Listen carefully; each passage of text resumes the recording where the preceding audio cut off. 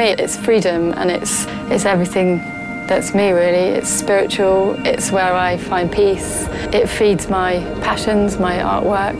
I think it's just part of me, really. We're part of nature, not just another animal. The elements of nature are not just animals, plants, bacteria. It's also things like rocks, the sky, the atmosphere, and obviously the sea.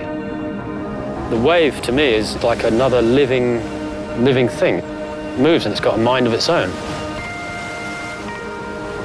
Esa energía que está ahí, que está fluyendo. Notas como si fueras una planta que está enraizada al mar. Entonces esos momentos son los que realmente pues, pueden llegar a cambiar tu forma de pensar.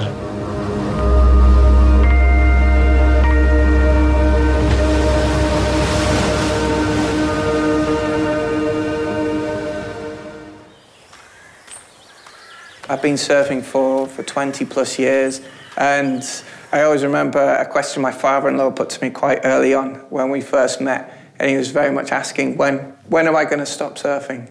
And it was an alien question to me. I didn't understand it. When I stop being able to walk, I'll try and find another way to get in the sea and enjoy the waves. When am I ever going to stop surfing? When they start putting me in the ground.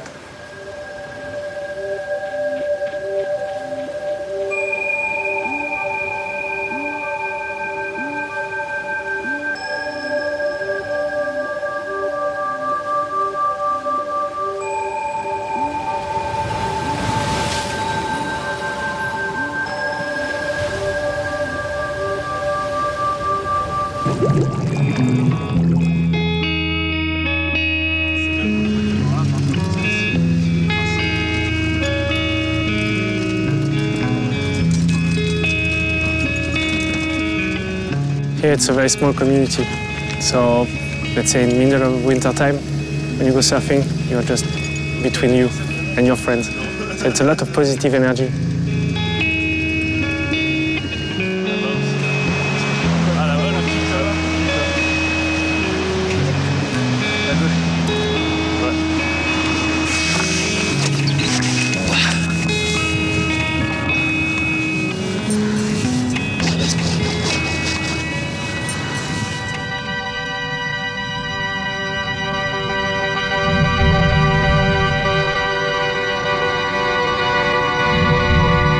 Whenever you think about something or you're worried about something, I'd say if you look at something that you know it always have been there, it will be there after you, and it just makes you realize that maybe your worry is not that big.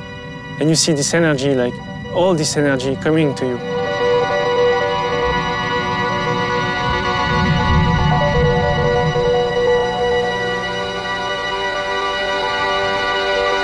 For the first few years I surfed, maybe the first 15 years, particularly before I decided I liked bigger waves, I just thought that surfing was going out and doing maneuvers, and even right at the very beginning it was very competitive, and I thought surf was like a sport, whereas surf, if there isn't a competition, surfing still exists. I can remember some days where I've just been out in the ocean in big waves, and you have this connection with the waves. It's almost like the waves it's another person. You build up a relationship with the wave itself.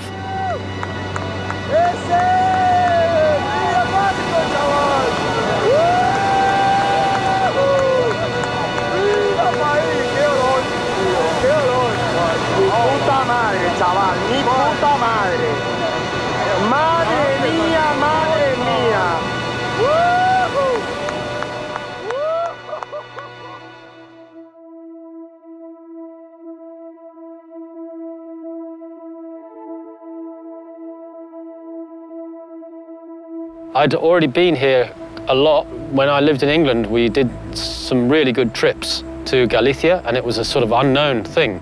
We couldn't find any other surfers who'd surfed very much along the coast of Asturias and Galicia. And we used to see this wave, and we wondered how we could get down to surf it. And when I eventually found how to get down the cliff and get into the water from another angle, then I suddenly looked back, and then you just see this great big pile of rubbish.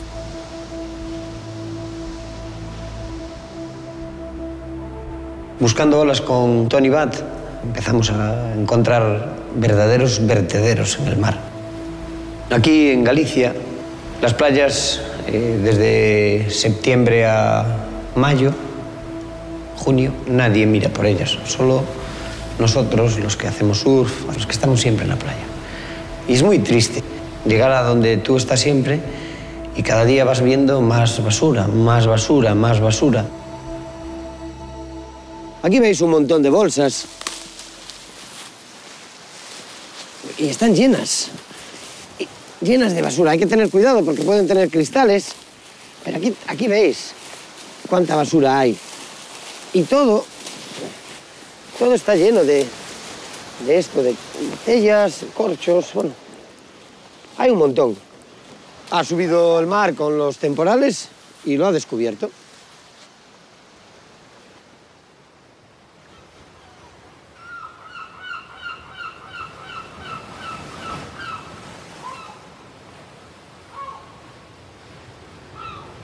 I'm from Cornwall. I grew up on the south coast. It's quite different, flat water, but I used to spend my time cycling to the north coast because I wanted to surf and learn to surf better.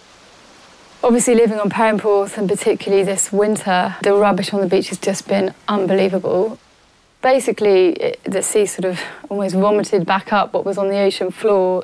The sand dunes got broken down, and all the grasses kind of intermingled with all the plastics. So the sand dunes almost became blue with this stuff. Loads of red, green, yellow plastic just from bits of broken boxes, masses of fishing nets. The storms really did project to the whole public here how much rubbish was in the sea. I was utterly shocked. I couldn't believe it. It was like a carpet being put onto the sand. And just rather than shells being broken up, it was plastic that was broken up, and it just made you didn't know where to start. It was just crazy. It seems like the more you read and the more you research on these problems, the worse the problem gets. So now I've just finished that big report on marine plastics. The problem to me now is a lot worse than it was before. Before, I thought that somehow it degraded or somehow it just got absorbed back into the surface of the planet, but it doesn't. It just stays plastic. We've not really been mass-producing plastic long enough to fully understand its rate of degradation. We know that in the environment, a large plastic item starts to become brittle as a consequence of exposures to the sun and to heat and mechanical action in the sea, and it starts to fragment into very small pieces, even microscopic pieces that we describe as microplastic. If I talk to polymer chemists, they tell me that all of the plastic that we've ever produced is still with us on the planet in a form that's too large to be biodegraded. Our first expedition was to sail from the Bahamas to Bermuda, then Bermuda across to the Azores. And this was to understand what was happening on the eastern side of the North Atlantic. And that was our first big expedition. From there, went around the world. Went to the South Atlantic, then the South Pacific, the Indian Ocean, and then we knew it was global. So with a very big data set and some of the best ocean modelers, we then made the first estimate of how much trash, how much plastic, all plastics, all sizes, and all oceans. And that number is 269,000 tons from 5.25 trillion pieces of plastic. We know at the moment that around about 700 species of marine organism encounter debris of some kind, and most of those reports relate to encounters with plastic debris. We know that those creatures will ingest that debris and some of them become entangled in it. We know for many of those instances that it can be harmful, even fatal. It makes me feel quite guilty because I can't do enough about it. And I feel that it's all wrong. The whole world is backwards. That's why I'm so worried about, the quality of water, because, if one day you're not able to, just enjoy those simple things, very, very simple things, I'd say you will lose something. And I'm not talking only about myself, but I'm talking about, people who are sensitive. You have sensitive people everywhere, and they love those places.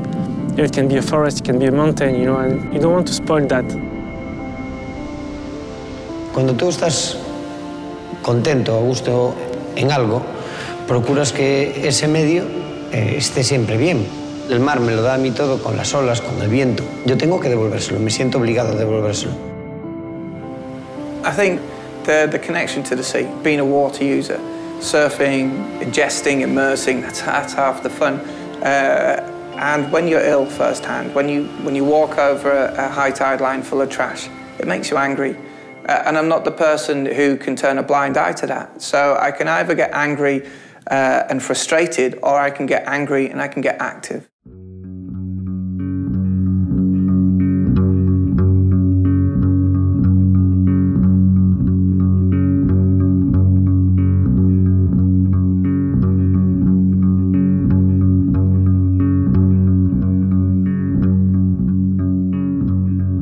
We can be proud of being the first sport as surfers which has created inside its core members political environmental awareness, because at the time no other sports, even nature sports, had developed something like that. So, and funnily enough, surfers were in the 70s, 80s not treated like very serious persons. We were thought as selfish and non-caring people. And it appeared very differently when it came to water pollution. Surfrider was founded in 1990. I joined them in 1995. And why it happened? Because we were surfing in the water, on the beaches, and all year long. Sure enough, beaches at the time were clean in spring, so tourists could come in summer, and everything was nice. Everything was not nice, everything was clean before they arrived. We were there all year long, surfing into waste and polluted waters. We could see this, and were not only being the witness of it, but at times being victims. I mean, with ear troubles or gastric troubles, and what the heck am I doing to be ill? Well, you're surfing. So this is why, I guess, we try to do something, being, in fact, as some say, the only mammal, the only animal which could go out of the water, out of the ocean, and speaking about what we saw there.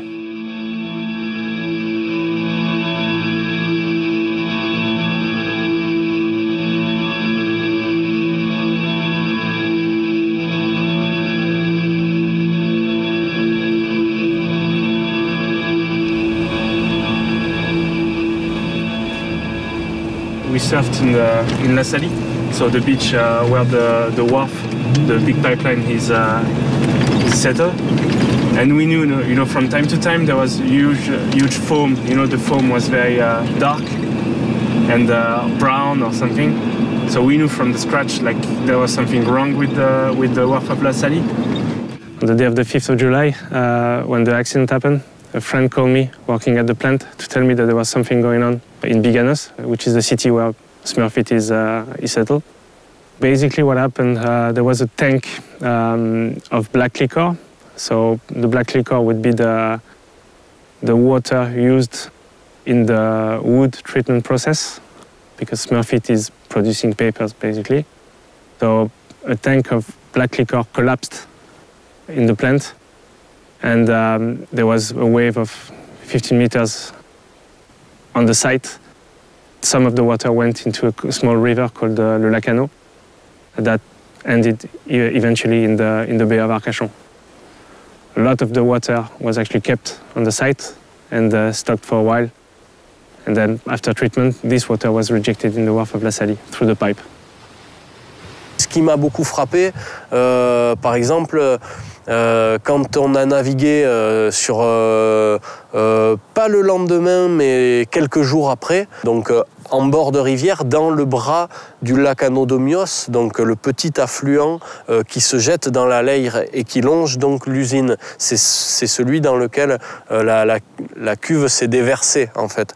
Et là, en se penchant au bord de la rivière, vraiment à se mettre accroupi, on voyait tous les tout petits poissons tous les tout bébés poissons, les petits alevins, les petits... Voilà, et tout ça qui était au bord, qui était mort.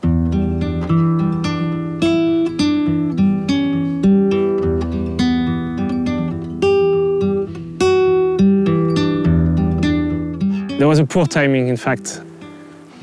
Huge rains were forecasted, so we couldn't keep the water, the black liquor, on the site a lot of time. So the guys came to the decision, said, yeah, we're gonna treat the water locally and reject the black liquor in the ocean. For me personally and for my friend, that's what actually shook us, because you know, the prefect, which will be the representative of the government, of the state, locally, swore that, you know, there won't be any rejection in the ocean. It was on the day of the 14th of July, and it just happened, you know, when we were talking to the guys, saying that, don't worry, you know, chill out, everything will be fine. Everything was not fine, you know, they were starting to reject water, and it lasted for a month. So that's actually what drove us to contact Surfrider Foundation in the first place, you know, because we felt totally left alone, you know, in this case. Il nous a contactés à travers le programme Gardien de la côte pour, en fait, pour essayer d'élucider cette pollution et de redonner une place en fait, aux surfeurs dans cette pollution. Parce que lorsque la pollution est arrivée, donc lorsque la cuve a explosé à Smurfit, le préfet avait décidé que les eaux souillées ne seraient pas relarguées via le wharf de la Saly, donc directement dans l'océan. C'était une promesse qu'il avait faite aux surfeurs, et notamment à Jean-Vincent. Et finalement, 3-4 jours plus tard, il est revenu sur sa décision, sans les informer, et a décidé de déverser la liqueur noire via le wharf de la Saly, ce qui a entraîné une impossibilité de surf, mais de surf récréatif ou aussi de cours par les écoles de surf pendant plus d'1 mois.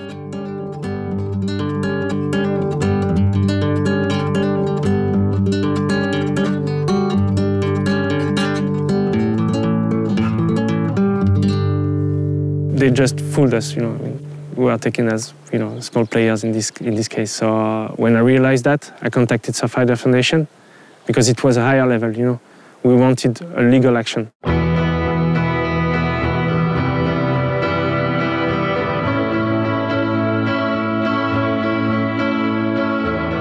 Surfrider Foundation, mercredi, a porté plainte contre Smurfit pour pollution. Et dites-vous bien, que c'est grâce à vous qu'ils vont y arriver.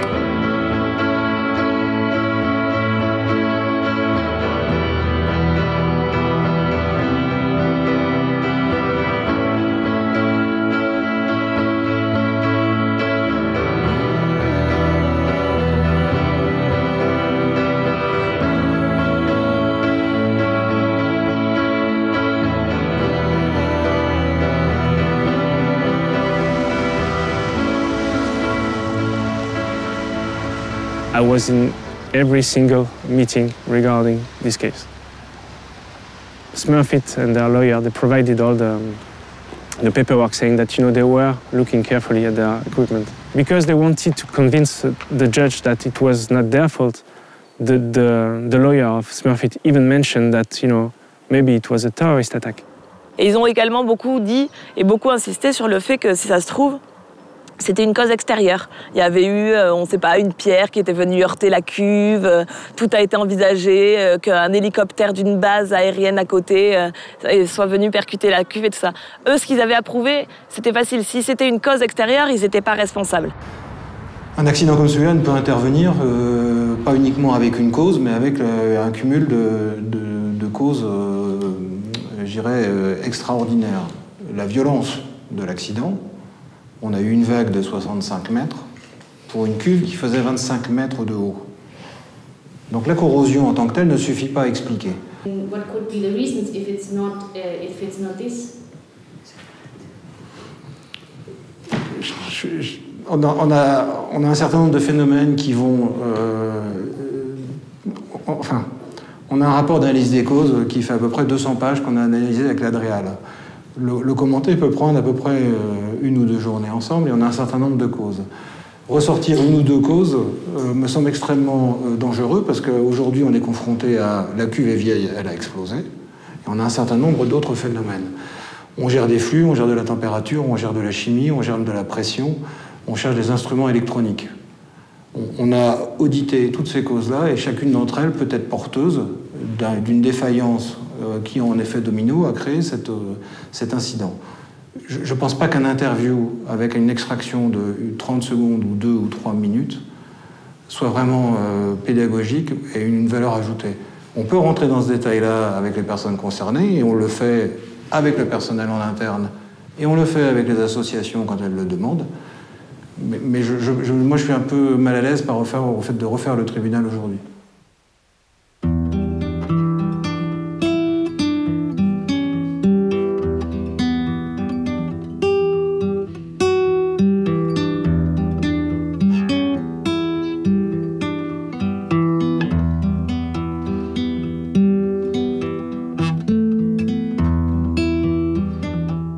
"25 years from now, I learned surfing here.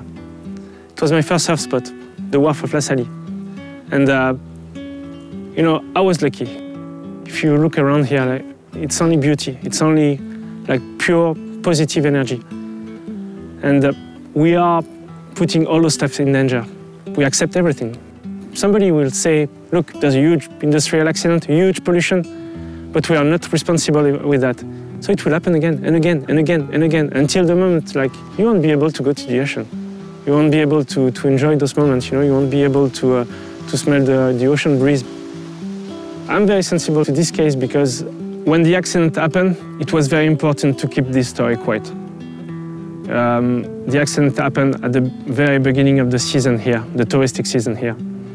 So saying that there's an industrial pollution in the Bay of Arcachon, it means like your season is dead. So it was important to keep it quiet for the whole area. I had the feeling that there was a bunch of guys plotting against, you know, normal people just for the sake of, you know, money. That's wrong. I mean, money is good for a while. Maybe, you know, I need that, you need that. But on the long term and on a more like fundamental point of view, you need beauty of the ocean. And we are breaking that step by step.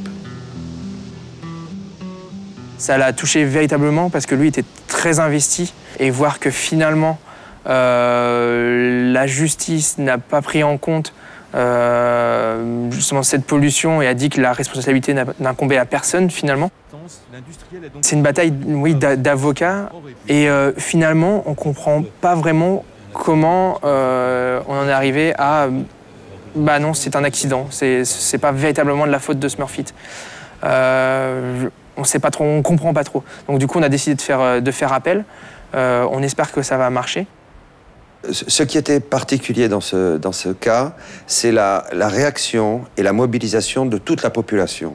C'est la volonté de combattre et l'importance du choc qui a été causé ici, sur le bassin d'Arcachon, fait que vraiment tout le monde était mobilisé, les associations, les surfeurs, les professionnels, les ostréiculteurs, les pêcheurs, ce qui fait que là, presque toute une petite région de France s'était mobilisée contre une grande société multinationale et on n'a pas lâché. Il fallait des moyens, il fallait du temps, il fallait de l'énergie et on l'a eu.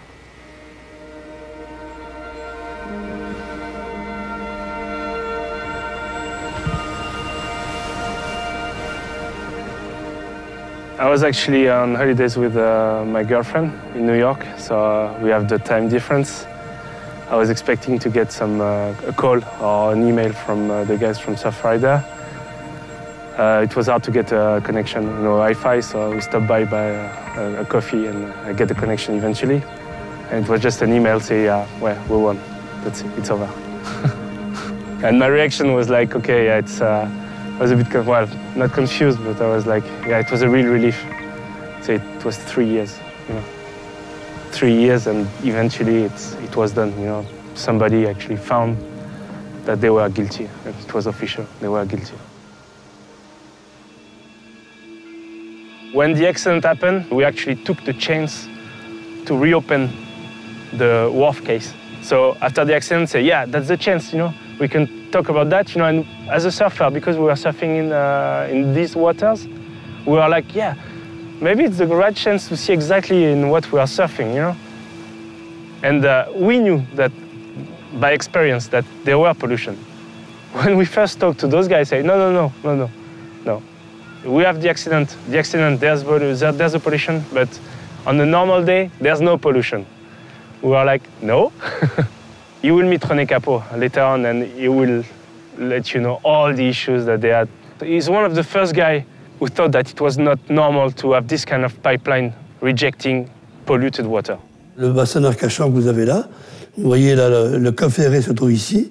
Le départ du collecteur part d'ici, ceinture tout le bassin d'Arcachon, en passant par Arès, Andernos, Lanton, Oudange, Biganos, La Teste, le Tèche, Gujan-Mestra, et ensuite ça vient se rejeter au wharf de la Salie, ici.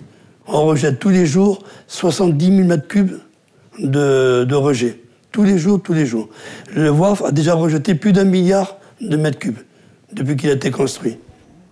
Quand le wharf a été créé, quand il a été construit, c'était pour rejeter tous les effluents urbains et les effluents industriels de la papeterie de facture quelque part, parce qu'ils jetaient ça dans le bassin avant. Et dans le bassin, c'était pas possible, parce qu'il y avait les parcs à 8, donc ça pouvait pas tenir. Et donc ils ont créé le WAF en 1974, ils l'ont construit, et ils ont tout rejeté là. Mais c'était des effluents qui n'étaient pas très bien traités, et donc ça polluait également la plage là-dessus. Et c'est là où on a commencé à réagir. En septembre 2000, on a eu un contact avec Surfrider, et donc avec Surfrider, on a organisé la manifestation de septembre 2000. Donc il y avait Surfrider, il y avait aussi la mairie de Biscarrosse, Biscarsurf, il y avait toutes les associations. On avait été reçus par le président du CIBA. C'est grâce à lui si en 2008, il y a eu 2 nouvelles stations d'épuration modernes. Le problème, c'est que même en 2008, même modernes ne traitent pas les micropolluants, les résidus médicamenteux, ni les métaux lourds, ni les détergents, ni les contaminants.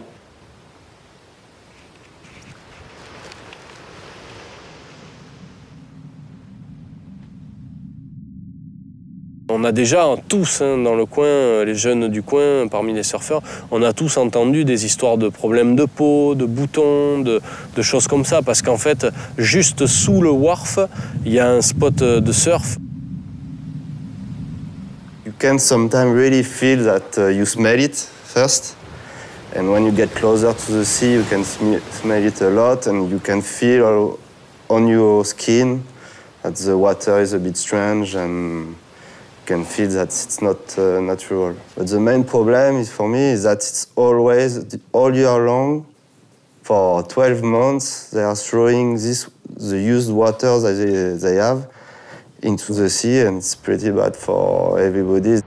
Pouvez-vous nous garantir que le rejet tel qu'il est aujourd'hui ne suscite pas, n'est pas susceptible de générer un problème sur la santé pour les animaux ou pour les personnes, de la faune, la flore benthique, ou pour les surfeurs, ou tout au moins tous les acteurs du milieu.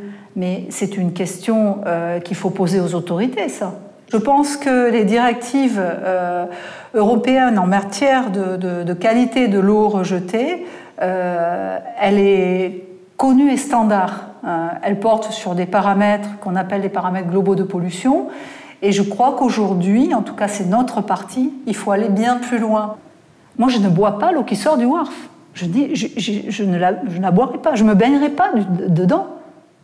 La baignade est interdite.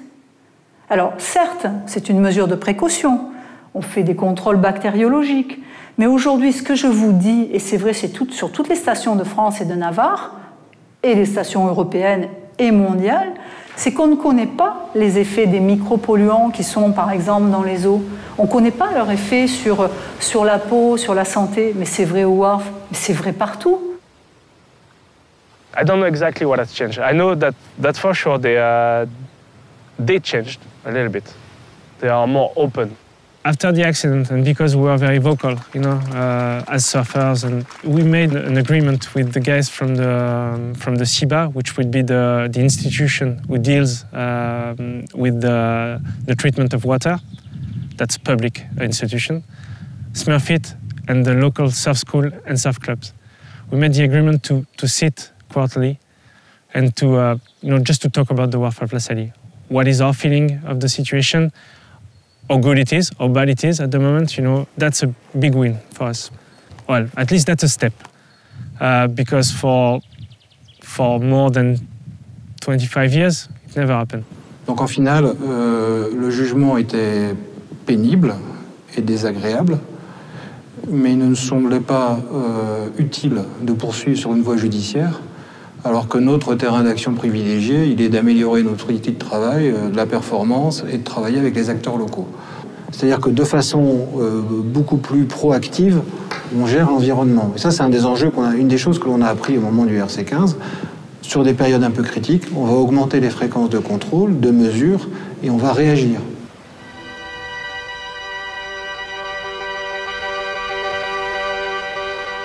When you're younger, you think that, whenever something bad is happening, the solution is always coming from the outside. We are always expecting that somebody else will come from the outside and do something. And when the accident happened, that's exactly what I expected. When I first contacted Surfrider Foundation, I expected them to come, to bring the solution. And they said, no, we don't have the solution. You have the solution. And that's exactly what happened. When you really want something, you can get it. If you're right, and if you think you're right, with a little help, you can do it. So you're right, yeah.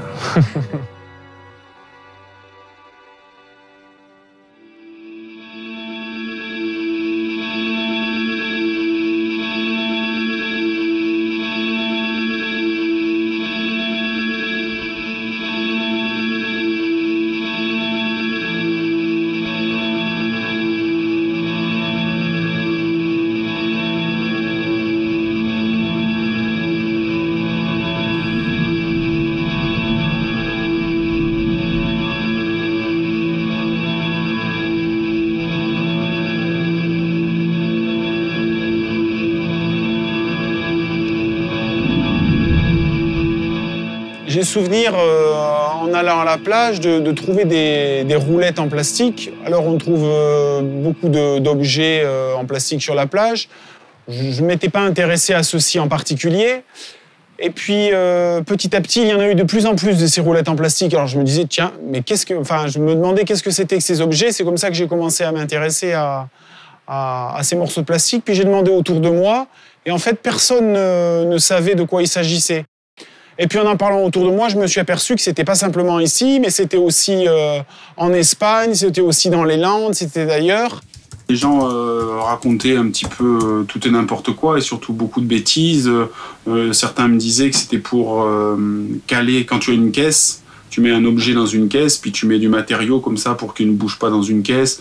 D'autres me disaient que ça venait des sous-marins, des choses comme ça. Et en fait, personne ne savait de quoi il s'agissait. Et comme chez Surfrider, en fait, c'est une structure où il y a des antennes, un peu dans toutes les régions, on a envoyé un email à l'ensemble des antennes dans toute l'Europe.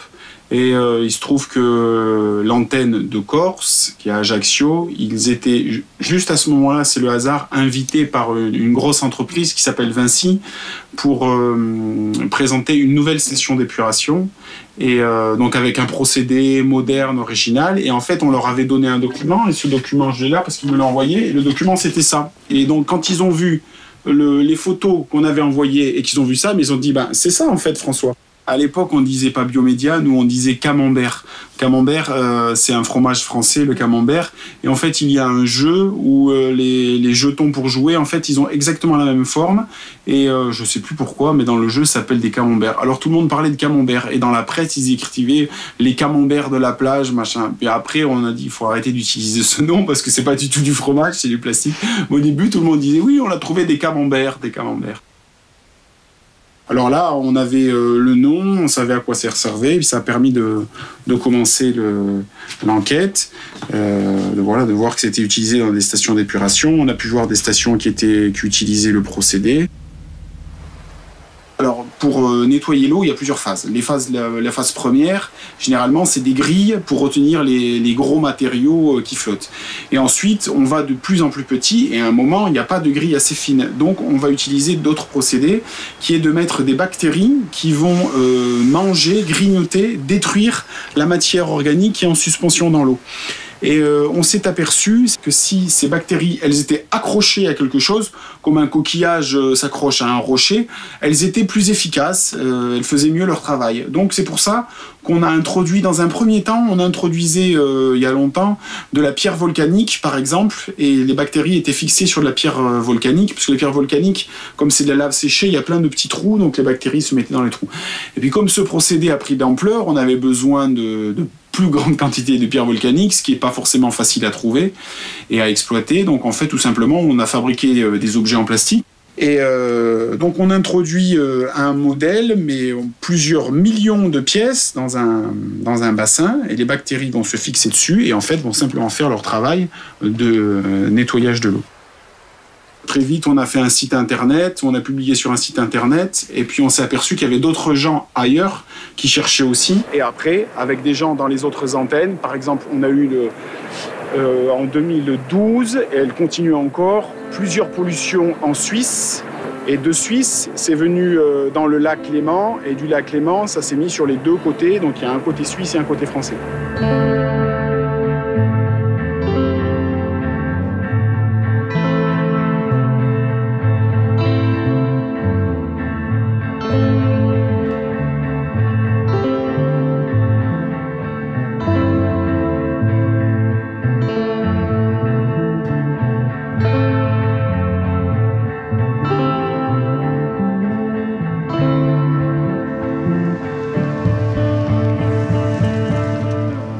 Je travaille au service de la protection de l'environnement du canton du Valais et je suis chargé de m'assurer que les stations d'épuration respectent les exigences fédérales en la matière. J'ai été informé par l'exploitant qu'il y avait eu une perte de biomédia, donc je lui ai demandé de savoir pourquoi, d'où c'était venu. Et puis ce n'est que bien des mois après qu'on a compris comment ça s'est passé et surtout la quantité qui avait été perdue. Et on a évalué à quelques mètres cubes, peut-être 5 mètres cubes ou quelque chose comme ça. Alors il y a eu un phénomène un surplus d'eau, si vous voulez. On a eu de la fonte des neiges, il y a eu énormément d'eau qui sont arrivées. Et à l'époque, on n'avait pas trop de séparatifs. Alors les séparatifs, ce sont les eaux usées et les eaux de surface, les eaux des toits, les eaux, et tout était dans le même tuyau. Ça nous a fait monter les bassins, jusqu'à ce que ça déborde. Et on a perdu ces bassins, on a perdu les chips qui sont remontés dans les bassins, c'est parti, c'est sorti au déversoir. Donc si on esquisse en coupe un bassin avec le biomédia, donc là il y a le niveau d'eau à l'intérieur, là à l'intérieur il y a le biomédia, au fond du bassin il y a un système d'aération qui brasse le bassin pour maintenir les biomédias en suspension. L'eau arrive de ce côté et elle repart par là. Et ici, il y a un filtre qui empêche que les biomédias partent. Ce qui s'est passé ici à la station d'épuration, c'est qu'il y a eu beaucoup d'eau qui est arrivée et donc les biomédias se sont mis autour du tamis et ça a bouché et l'eau ne pouvait plus partir, donc l'eau a commencé à monter. Le niveau de l'eau est monté et l'eau est ressortie par là, par l'entrée et elle est allée à la rivière. Voilà, donc il s'écoule dans le Rhône, qui est un grand fleuve qui va dans le lac Léman, et à Genève, qui part pour aller en France. Et ensuite, il descend à Lyon et à la mer Méditerranée. C'est clair que c'est un procédé de traitement relativement nouveau, je dirais peut-être depuis 15 ans, comme ça. Et c'est un procédé qui est utilisé quand une station d'épuration devient un peu trop petite, limite en capacité. C'est un système assez simple à mettre en œuvre. Il suffit de rajouter dans le bassin du biomédia. Peu coûteux, plutôt que de construire un nouveau bassin qui est beaucoup plus cher, quoi. Donc c'est vrai qu'il y a beaucoup de communes qui s'équipent comme ça. Il y a une autre station en Valais qui a eu le même problème que nous. Ils ont perdu aussi des supports. Je pense qu'ils ont remédié au même problème que nous. Ils ont dû faire la même chose que nous pour éviter encore cette problématique.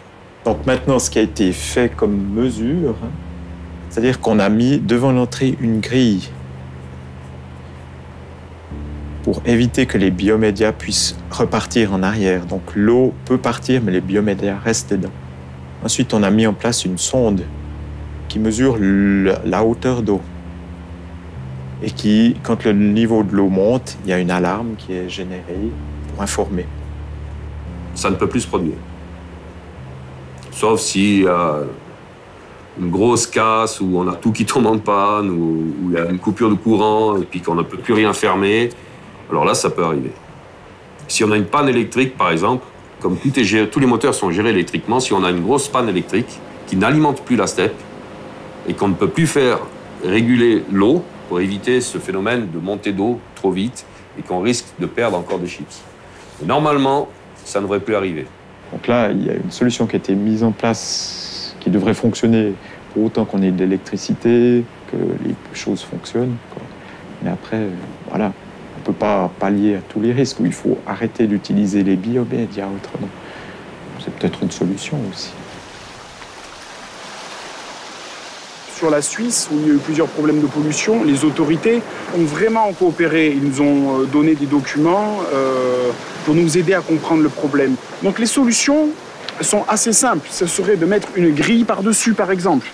En fait, nous avons visité beaucoup de stations d'épuration et on s'est aperçu que souvent, en fait, la pollution venait de choses vraiment tellement simples et tellement bêtes. Le problème, c'est que dans un bassin comme ça, on n'en met pas 10, 100, c'est des millions. Il y en a des millions. Et quand ils partent, c'est des millions qui partent dans la mer.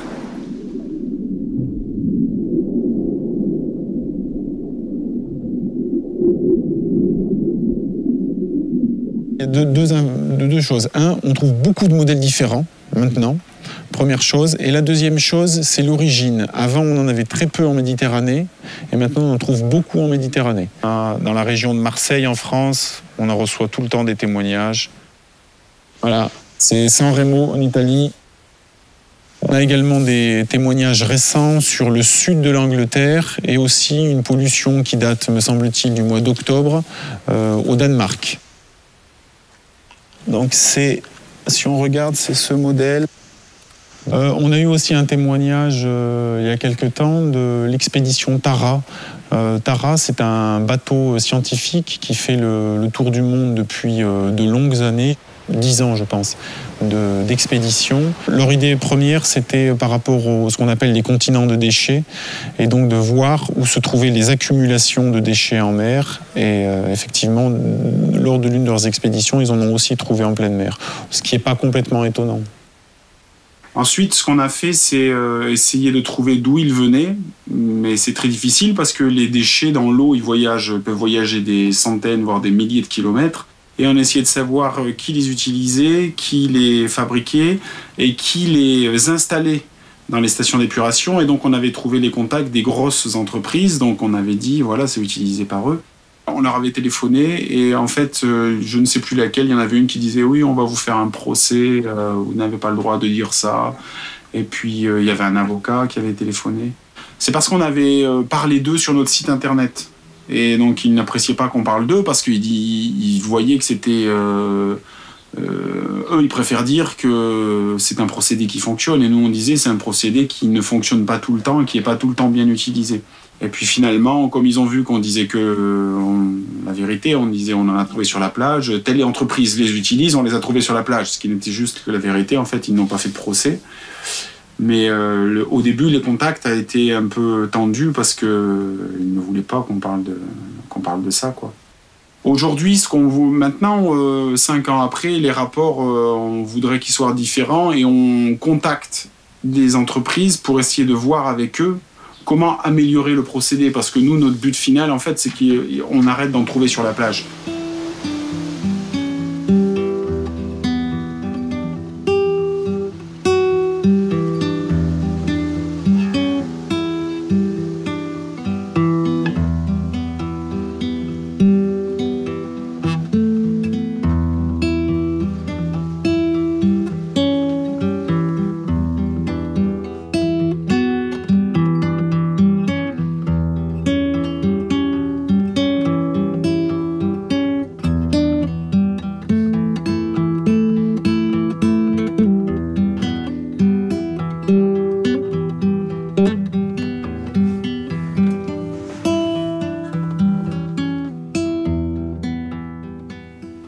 Ça, c'est des choses qu'on a ramassées sur la plage et qui sont liées au problème des eaux usées, comme j'ai expliqué, soit les applicateurs de tampons, les bateaux de coton-tige, ou ça, c'est rapport avec un rasoir, par exemple, c'est le cache pour mettre la lame.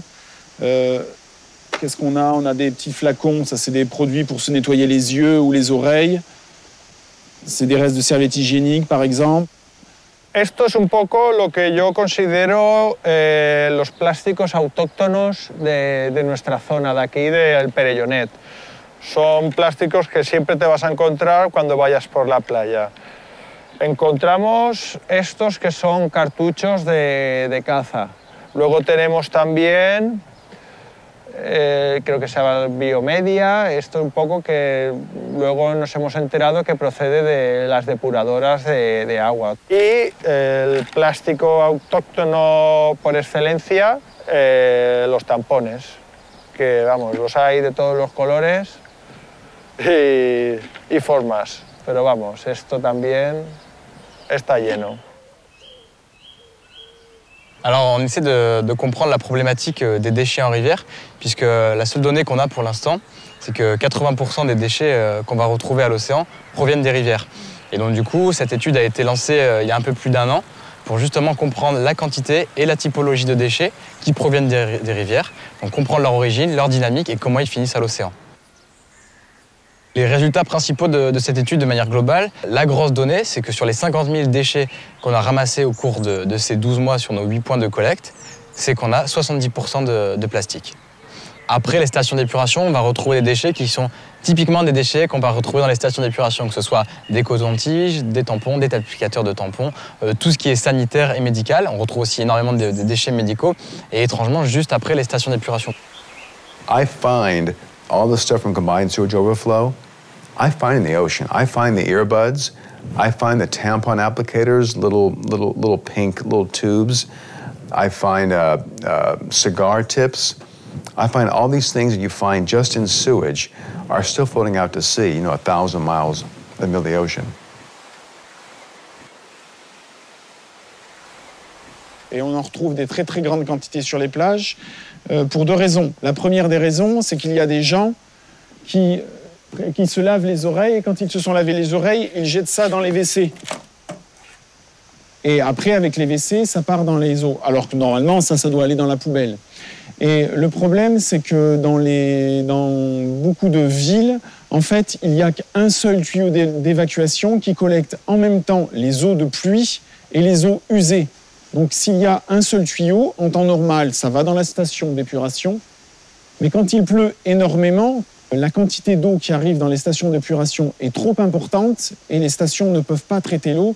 Donc ils n'ont pas d'autre solution que d'ouvrir les robinets et en fait, l'eau part non traitée directement dans l'environnement. Donc ça, c'est la partie visible, c'est le plastique qu'on peut voir parce que les gens ont jeté. Mais toute la partie invisible, c'est les lessives, les produits chimiques et toutes les bactéries fécales qui viennent des toilettes. Voilà. Cada vez que llueve mucho, se desbordan los pozos de decantación, las balsas de decantación, las depuradoras no están funcionando y entonces abren y todo va al mar. Surfeamos una ola aquí cerca grande y a veces hueles a caca. Cuando sales, tu traje huele a caca, porque estás surfeando donde está el emisario de la depuradora. Y eso no es que pase solo aquí, pasa en todos los sitios.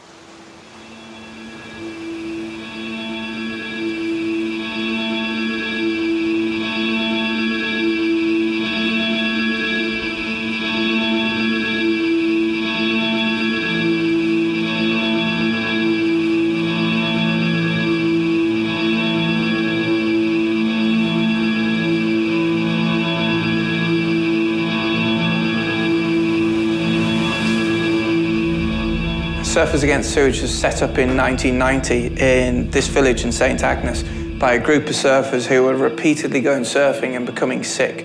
And they were putting 2 and 2 together. The UK used to discharge all of its sewage untreated through long sea outfalls. And that basically meant when there was onshore winds and swell, all of the sewage pollution was coming straight back onto the beaches. And when I first started surfing in the early 90s, you would quite often be surfing amongst sanitary towels and feces, and it was all in the sea. It was like surfing in an open sewer.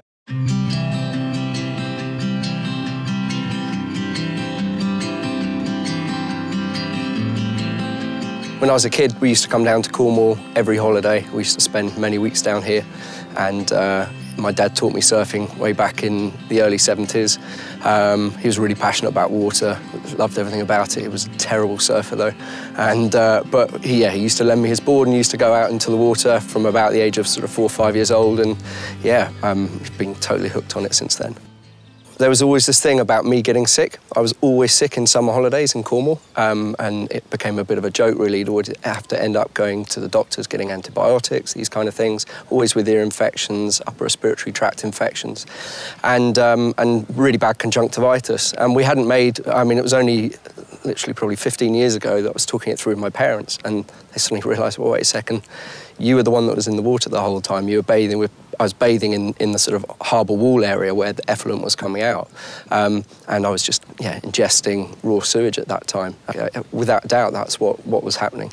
My sisters weren't going in the water and they didn't get sick. I was getting in the water, and then, within 2 days of the holiday, bright red eyes, streaming conjunctivitis, and left ear just constantly getting infections. And that set up a weakness that then sadly went on to me just getting more and more infections, and to the point now where I've got pretty bad hearing loss in my left ear from it.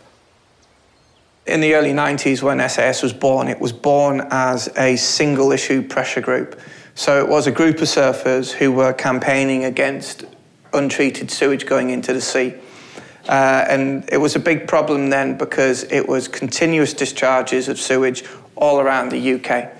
And SAS has been really effective in bringing that continuous discharge to an end. So with the help of the Urban Wastewater Treatment Directive, we've seen billions of pounds spent on UK sewerage infrastructure to stop untreated sewage going into the sea day in, day out. So that's a major step forward. Now, the trouble now is that instead of discharging sewage 1.8 kilometres out to sea, you have these things called sewer overflows. A combined sewer overflow can discharge untreated sewage during periods of rain or periods of malfunction straight out onto the beach or into the river very, very close to the beach. This is a combined sewer overflow. So you've got these 4 grills. When the sewage infrastructure is under pressure, this acts as an emergency exit. You'll have human sewage, as you can see all in the grates, there's sanitary waste there. You'll have human sewage, completely untreated, and stormwater coming out of these grates up to a level, you can see the level up here, we'll get to about yay high. I mean, there's a sign here that warns of flooding. The levels of effluent that I've seen here are shocking. And it comes out here, untreated human sewage, into the river, and then out into one of Cornwall's most premier surf spots and most well-loved beaches.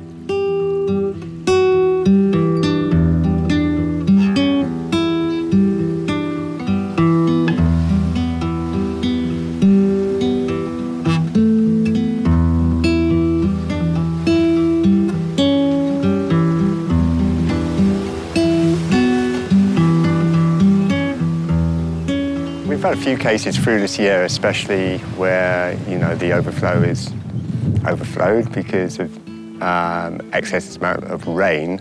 People are noticeably getting ear infections. Me for one, I do notice if I surf here, and there has been severe rainfall, I've been feeling a bit ill, yeah. I started surfing, I guess, when I was about 15, 16. It definitely affects me. I often feel unwell or get colds, I think, sometimes after I've been in the sea. But particularly here, we have the river that comes into the ocean, and whenever there's heavy rainfall, you see the discoloration of the river water, sort of really muddy brown. When I'm in the water, you can sometimes smell the washing powders or that slight sort of sewagey smell.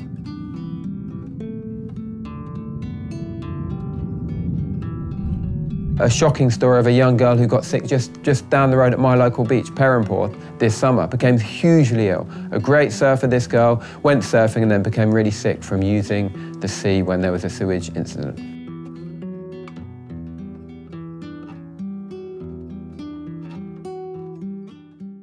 We're working with the European Centre for the Environment and Human Health on health surveys of people getting sick. We had over 2,500 surfers feed back on that about how they become sick in the water. So it will show the link between people using the sea and becoming ill.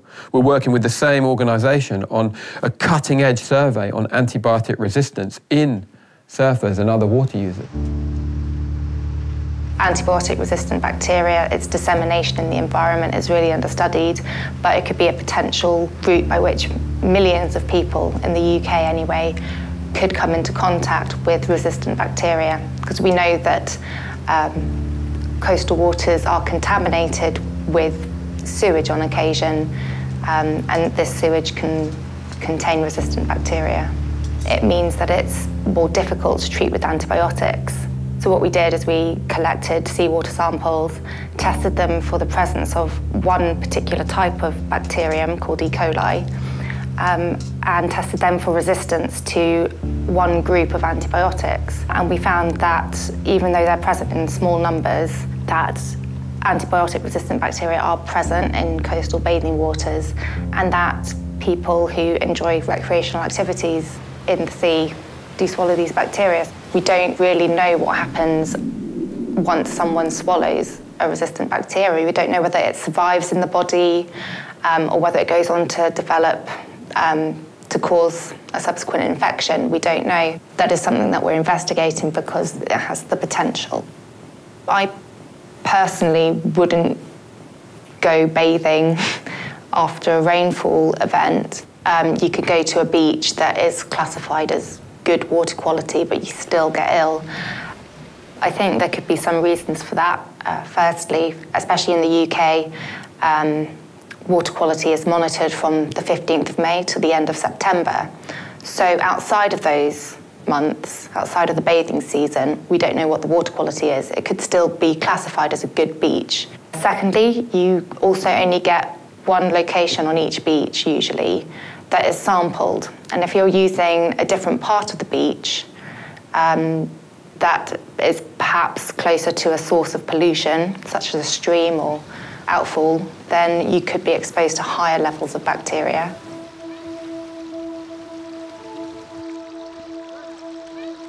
What's happening at Guéthary, and it's also happening at many other beaches around the country, is the regulator is deciding to take a water quality sample from some way down the beach, far away from where the source of pollution is entering the sea.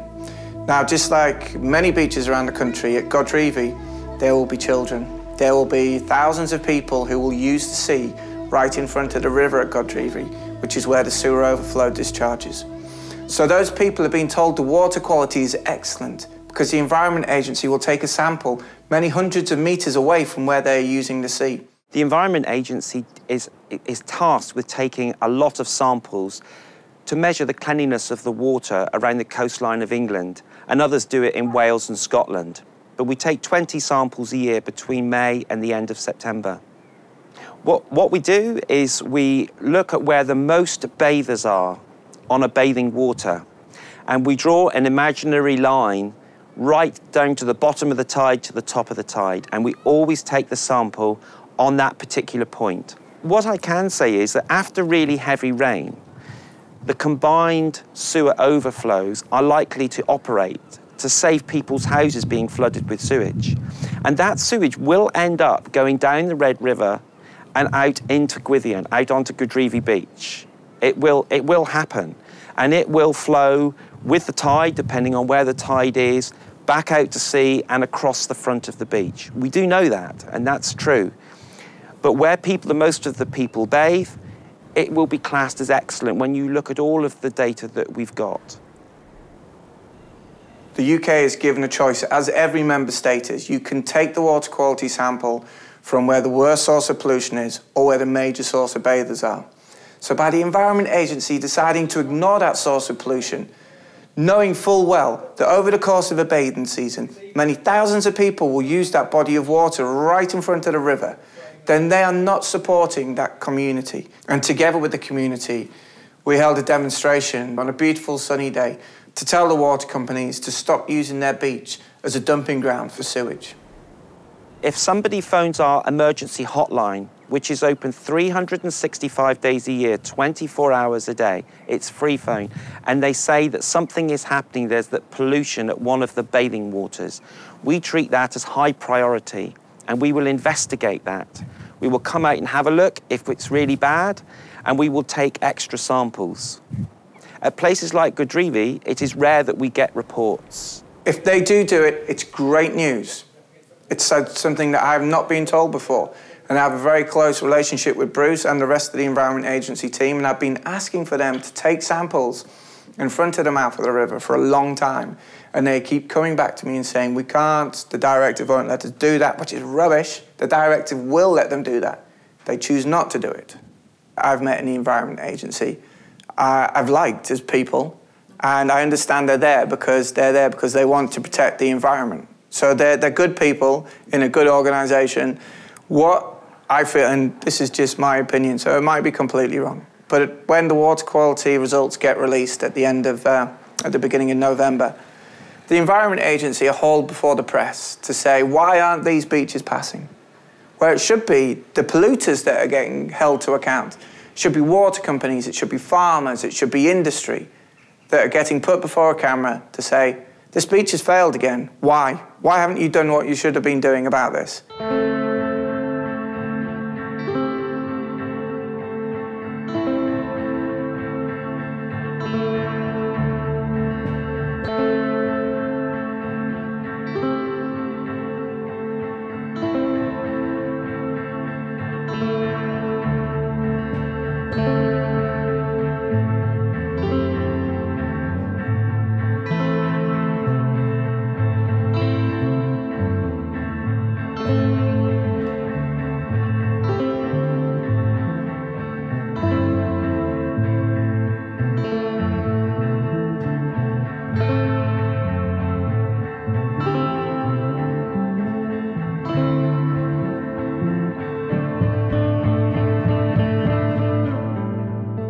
In the UK, with the private water companies, this is an industry that makes billions of pounds of profit year on year on year. Now that profit needs to be taken back from the shareholders, and it needs to be invested in protecting the environment, because that's what these water companies should do. They should give us clean and safe drinking water, and they should take away our sewage and treat it responsibly without dumping it into the environment. That should be a bottom line that the company works from, and it can still make money. We did a lot of undercover work. We filmed these CSOs discharging into rivers and into seas around the UK, and we worked with a national TV company, BBC's Panorama programmes, watched by millions of people. Hello, I'm Jeremy Vine, and this is Panorama. Tonight, caught on camera, the pipes spilling sewage onto some of Britain's most popular bathing beaches. This is absolutely disgusting. It smells vile. We'll reveal... As a direct result of that lobbying through the BBC and also working with national newspapers, we were called in for a meeting with the Environment Minister, and there was Surfers Against Sewage and all the other stakeholders in the water industry with the Environment Minister, and he set down a challenge. He said it's not good enough. He doesn't want to see sewers overflowing on national TV, so what can we do to stop it? And the first voice he came to in that meeting was Surfers Against Sewage for a solution, and that gave us the opportunity to say, whilst we're not able to reduce the sewer overflows right now without investment, without making sure the water companies up their game and make sure that there's more efficiency in their sewage system, what we want is information. So tell us when a sewer is overflowing, and we'll tell the public, and then they can make that informed decision. And we've been informed of over 3,000 sewer overflow incidents that can cause serious impact on your health in the last few years, and we've passed that on to thousands and thousands of people. You can sign up to an app which is text alert for sewage in the water, and what will happen is you can access it. It will text you, and it'll say don't surf on this beach. It's not safe. I generally do get a warning. That's if South West Water alert Surfers Against Sewage, which they've been known not to do.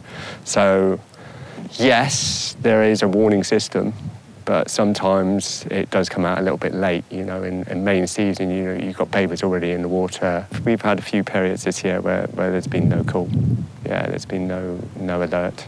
We try and predict before it happens when water quality is likely to be poor with rainfall. But sometimes these overflows will operate without us knowing.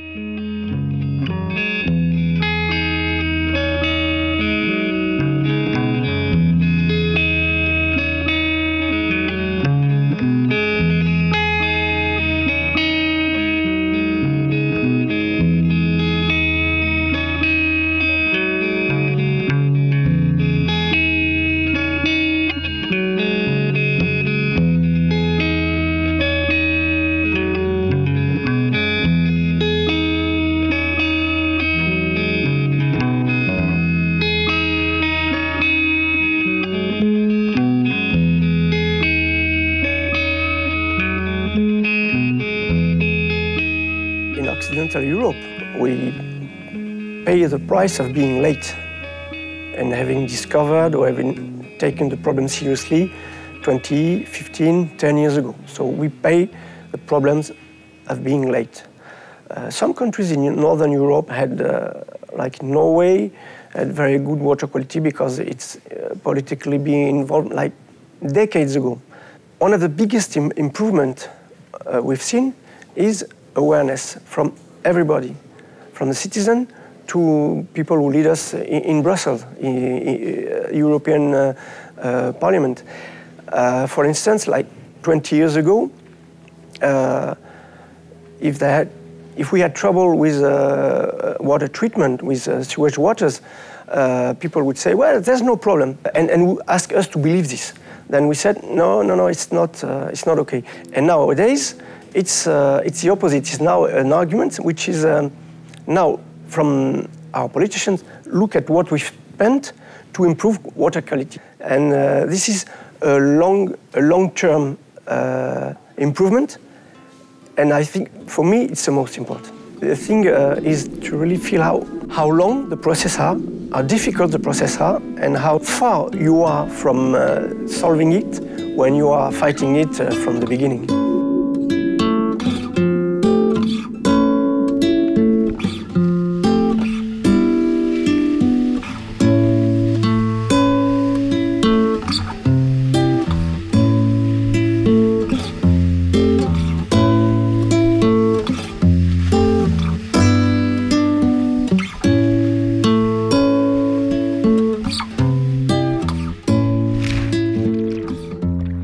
Ça fait 5 ou 6 années que j'ai commencé à m'intéresser à ce problème environ. Au début, personne ne s'intéressait au problème des biomédias, donc il y a eu toute une phase de comprendre ce que c'était, comprendre comment c'était utilisé, pourquoi c'était utilisé, et puis d'essayer de contacter le gouvernement français ou des organismes à l'échelle nationale ou des entreprises pour leur faire prendre conscience de ce type de pollution. Mais donc ça a été toute une phase. Et après, la phase suivante, ça serait d'arriver à les faire changer. Mais c'est très difficile de se retrouver un simple citoyen face à des industries qui travaillent à l'échelle mondiale. C'était bien de venir sur un point précis, parce qu'on peut dire, oui, il y a énormément de pollution partout. C'était bien de prendre un détail pour essayer de comprendre la filière, l'origine, et de s'apercevoir en fait que cette pollution-là correspond finalement à notre manière de fonctionner dans la société en général.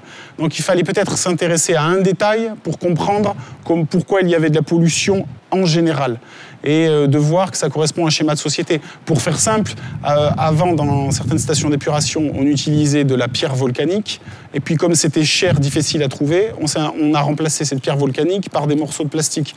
Bon, de comprendre tout ce schéma, de se dire que la pollution est liée à une orientation marchande, voilà, il fallait sans doute en passer par là. De toute façon, moi, j'abandonne pas ce combat, mais finalement, aujourd'hui, j'ai envie de réfléchir à des choses plus larges, en plus de celui-là. C'est-à-dire qu'on est au courant aujourd'hui de communautés, ou en France, ou dans le monde, qui changent de comportement, qui changent de mode de vie, Par exemple, concrètement par rapport aux biomédias, les biomédias ils sont utilisés en station d'épuration.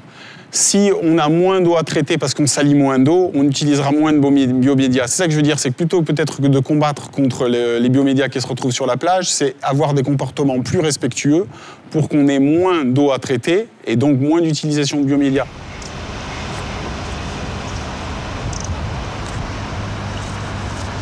Stay warm, come out of the water, make sure you don't get cold, and then just a bit of soap. That soap is probably not going to contaminate as much as having a shower on for 45 minutes at home with unnecessarily warm water. It's great, come out invigorated. Now I'm ready for lunch. Oh, está calentísima el agua, ¿eh? Está buenísima, Tony. Comparado con Olaf's Fjordur, Me cachis. estaba un par de grados más. Estaba buenísima el agua, estaba buenísima. No, en el río, tío. ¿En el río? ¿Te bañaste ahora? Sí, sí. Me he duchado en el río. Saving the nature and doing things better, it's a lot of work and conscience around the world, I think. My first plan is to try to do myself first things that are good every day, and do that around me, try to give the same interest to the people around me. Every time you do something, you're polluting in a way, so I think we have to live closer to everything in more small area. I try to use pine when I do my building. For example, I have chickens that I eat eggs of the chicken. I try to move less. Try to do things with others. I think it's less polluting when you're in a group. You have to move and to ride.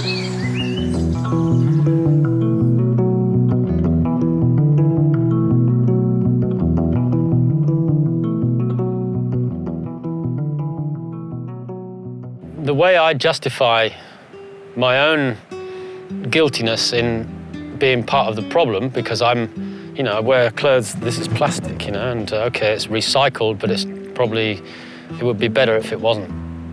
If it didn't exist in the first place. It's the best that we can do, but, it's still not, I'm not perfect. I travel, I've got a car, I burn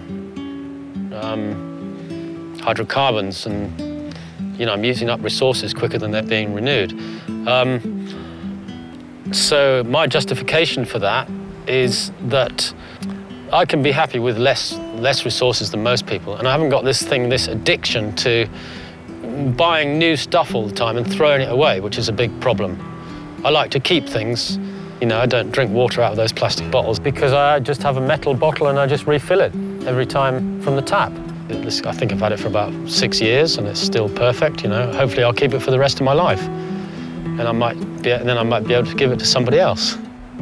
I mean, it's important to recognise that there's no single solution to this problem. And it is about things that are familiar to us. It's about reducing, reusing and recycling. Now, if it's a drink of water, fresh water, bottled water, in most parts of the developed world, we have very good drinking water coming out of the tap. So absolutely, it's a case of having a refillable bottle that we can fill from the tap every time. Of course, we could start to try and clean up the mess in the oceans, but my view on that is that we're putting litter into the oceans far faster than we can ever take it out. And really, the thing we need to do is to stop it going in the first place.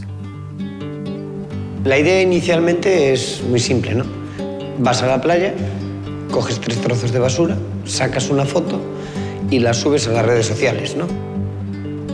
Vamos por el buen camino, es lento, es muy, muy lento, pero creo que vamos por el buen camino. Está claro que el camino no es limpiar una playa, porque hoy limpiamos la playa y mañana va a tener el doble de basura.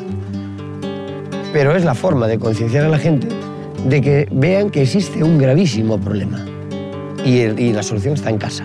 Nosotros limpiamos una vez al año una ría, hacemos periódicamente limpiezas con Coge 3 y otros grupos. Y lo limpias un día y está limpio. Y vuelves al día siguiente y vuelve a venir esa misma porquería.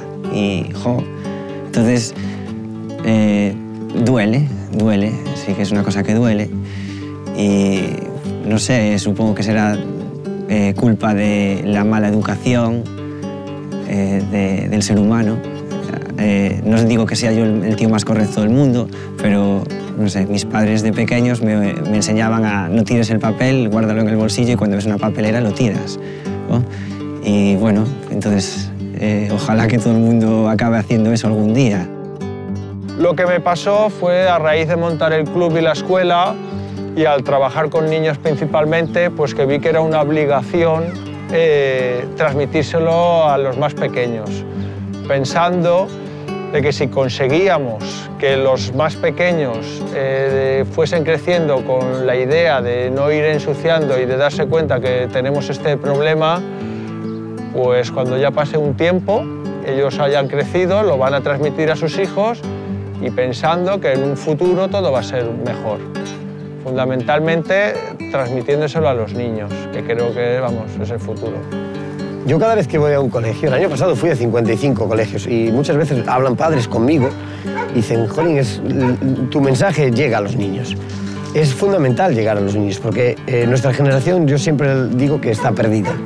Es muy difícil convencer a gente de mi edad con 2 hijos, con una hipoteca, con un montón de estrés porque no llega y tiene que hacerlo todo rápido. Pero si cambiamos a sus hijos, habremos hecho algo. Las botellas, el poliespan, los cabos y, bueno, trozos de plástico que ya casi ni tienen nombre. No mola estar en la playa y encontrarte plásticos todos los días. Que la gente no sabe utilizar esas botellas, las tira al mar como si fuese otra papelera. En el cole, que muchas veces le digo a los niños que no tiren, aunque ya no sea al mar, que no tiren el envoltorio a lo mejor de las galletas que traen para almorzar y todo eso, porque hacen así y lo tiran al suelo, como si nada. Muchas veces los tengo que ir a recoger porque no se dan cuenta de lo que pasa cuando lo tiran. Está mal porque no es así, la naturaleza no es así, la estamos convirtiendo en una cosa que no es y un día vamos a acabar con ella, como sigamos así. Let's go up to the river. Rabbit! I found a curly-wurly rabbit! It's a rock! Pottery! Let's put it all this. Let's put it all together, guys. Who's got 3? I have more than 3. Amazing.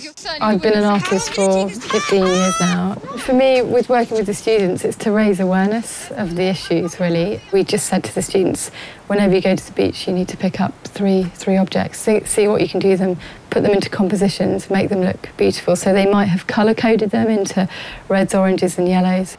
If they can, you know, create artwork as well, that's fantastic. I mean, for me, it's a case of collecting the debris and making something with it, you know, rather than it going into a bigger trash bin.